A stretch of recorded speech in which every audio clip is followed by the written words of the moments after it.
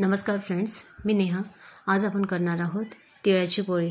आज मकर संक्रांतीचा सण आहे, म्हणून आपण तिळाची पोळी करणार आहोत। आपल्या महाराष्ट्रीयन लोकांमध्ये तिळाची पोळी खूप छान आणि प्रसिद्ध आहे। तर तीळ मी 1 वाटीभर तीळ घेतले आहे, अर्धा वाटी शेंगदाणे आणि अर्धा वाटी शेंगदाण्याच्या त्याच वाटीने मी 1.5 वाटी गूळ घेतला आहे आणि 3 टेबलस्पून मी बेसनाचं पीठ घेतलं आहे। तर सर्वप्रथम आता एका कढई तापायला ठेवली आहे आणि त्याच्यात मी शेंगदाणे भाजून घेणार आहेत। शेंगदाणे भाजता भाजता मी एका साईडला 3 वाटी कणिक घेतलेली आहे। ते 3 वाटी कणिकेमध्ये मी चवीनुसार मीठ घेतलेलं आहे आणि 3 टेबलस्पून मी तेलाचं मोहन त्यात टाकलं आहे।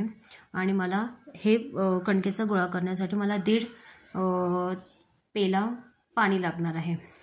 तर तुम्ही बघू शकता अशा प्रकारे माझा कणकेचा गोळा भिजवून तयार आहे। कणकेचा गोळा मऊ करू नये, पातळ करू नये, थोडासा त्याला कडकच ठेवावं, घट्ट करावं या पोळी करण्यासाठी। तर एका साईडला शेंगदाणे मी भाजून घेतले होते, तुम्ही बघू शकता ते आता भाजून झाले आहेत। तर आता तीळ भाजून घेणार आहे मी। तीळ भाजून आणि शेंगदाणे भाजून एका ताटात ठेवले आहेत मी गार व्हायला। तोवर मी जे बेसनाचं पीठ घेतलं होतं छोट्या वाटीमध्ये, ते बेसन पीठ मी आता चांगलं खरपूस भाजून घेणार आहे। बेसन पिठाचा कलर थोडासा चेंज व्हायला सुरुवात होते, ते त्याला एक 6 ते 7 मिनिटाचा मला कालावधी लागला आहे हे बेसन पीठ भाजायला। त्याच्यात आपण 1 चमचा मी तेल टाकलेलं आहे। 1 चमचा तेल पीठ तुम्ही बघू शकता बेसन पीठ भाजायला छानपैकी सुरुवात झालेली आहे आणि तुम्ही बघू शकता की कलर पण त्याचा थोडा चेंज होत गेला आहे। तर आता हे बेसन पीठ आणि शेंगदाणे आणि तीळ जे मी घेतले होते ते एका मिक्सरच्या भांड्यामध्ये मी घेणार आहे आणि वाटून घ्यायचं आपल्याला हे सगळं। मिक्सरच्या भांड्यात वाटतानाच मी त्याच्यात थोडासा गूळ आणि वेलची पावडर पण टाकलेली आहे, जेणेकरून गूळ हे सगळं जिन्नस एकजीव होतं। आता हे मी एका मोठ्या भांड्यात काढून घेतलं आहे। एका साईडला मी तवा ठेवला आहे तापायला आणि कणकेचा जो गोळा होता त्याच्या मीडियम साईजच्या मी लाटी करून घेतलेल्या आहेत। तर त्या लाटी तुम्ही बघू शकता अशा मी 6-7 लाटी करून घेतलेल्या आहेत आणि त्या सारणाचे पण 6-7 गोळे करून घेतलेले आहेत। तर आता एका साईडला मी तुम्हाला दाखवते की पाळी करून घेतली मी ती। त्या पाळीमध्ये थोडा खोल खड्डा पाडून आपल्याला ते जे सारणाचा गोळा केला होता मी तो भरते आहे। तर अशा प्रकारे मी आता लाटी करून घेतलेली आहे आणि ती लाटायला मी सुरुवात केली आहे। आणि एका साईडला तवा तापायला ठेवला आहे आपण।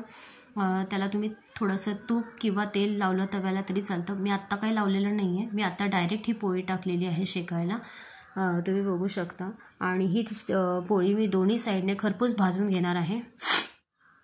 अशाच प्रकारे तुम्हीसुद्धा खरपूस भाजून घ्या, जेणेकरून ही पोळी टिकायला पण खूप छान टिकते, जेणेकरून बुरशी वगैरे यायला येत नाही। एक 6 ते 7 दिवस ही आरामात टिकते, तुम्ही चांगली टेकून ठेवली तर। पण टिकत नाहीत, कारण ह्या पोळ्या इतक्या छान लागतात की लगेच संपतात। आता आमच्याकडे तर लगेच संपतात या पोळ्या, मला आणि माझ्या त्रिशूला पण खूप आवडतात या पोळ्या। तर दोन्ही साईडने मी तेल लावून चांगले शेकून घेतले आहेत। अशाच प्रकारे मी आता बाकीच्या सगळ्या पोळ्या करून घेणार आहेत। तुम्ही बघू शकता अशा प्रकारे मी बाकीच्या सगळ्या पोळ्या करून घेते आहे। माझं सारण थोडंसं निघालं होतं, पण ते सारण मी त्याच्यात व्यवस्थित भरून ती पोळी शेकून घेतली आहे। आता ही दुसरी पाळी करून मी त्या दुसरी लाटी पण लाटून घेणार आहे। तर या प्रकारे माझ्या सगळ्या पोळ्या मी चांगल्या भाजून दोन्ही साईडने शेकलेल्या आहेत, तुम्ही बघू शकता। आपल्याला आता सारण जे भरलेलं आहे ते सारण आपल्याला शक्यतो बाहेर जर निघत असेल तर त्याप्रमाणे तुम्ही बारीकच हे लाटा, म्हणजे जाडसर ठेवू शकता तुम्ही। पण माझी तर तशी झालेली नाही आहे, माझी चांगली व्यवस्थित झाटून अशा प्रकारे तुम्ही एकदा नक्की करून बघा, तुम्हाला नक्की व्यवस्थित होईल तुमची पण पुरणपोळी। माझी मुलगी पुरणपोळी ॲक्च्युली बोलते याला, तिळपोळी आहे ही, पण ती पुरणपोळी बोलते। तर ठीक आहे, काय हरकत नाही, राहिला अपाट प्रश्न तो। तर आपण आता ही दोन्ही बाजूंनी ही पोळी शेकून घेतलेली आहे। ही पोळी तुपाबरोबरच नुसती जरी खाल्ली तरी छान लागते। आता आमच्याकडे तर तुपाबरोबरच खातात, त्याच्यात तुम्हाला जर घ्यायचं झालं तर दूध पण घेऊ शकता सर्विंगला, पण मी आत्ता ही तूपच लावलेले आहे। आणि तुम्हाला अजून एक सांगू इच्छिते, ही पोळी मी अर्धी तोडून दाखवणार आहे तुम्हाला। तुम्ही बघू शकता याच्यामध्ये किती व्यवस्थितपणे सारण भरलं गेलं आहे आणि ही पोळी टिकायला खूप छान टिकते। अशा प्रकारे तुम्ही नक्कीच करून बघा पोळी आणि मला सांगा कशी वाटली तुम्हाला माझी केलेली पोळी। तुम्हाला मकर संक्रांतीच्या सर्वांना खूप खूप शुभेच्छा। माझ्या व्हिडिओला शेअर करा लाईक करा आणि सबस्क्राईब करायला नक्कीच विसरू नका. मकर संक्रांतीच्या परत सगळ्यांना खूप खूप शुभेच्छा. थँक्यू.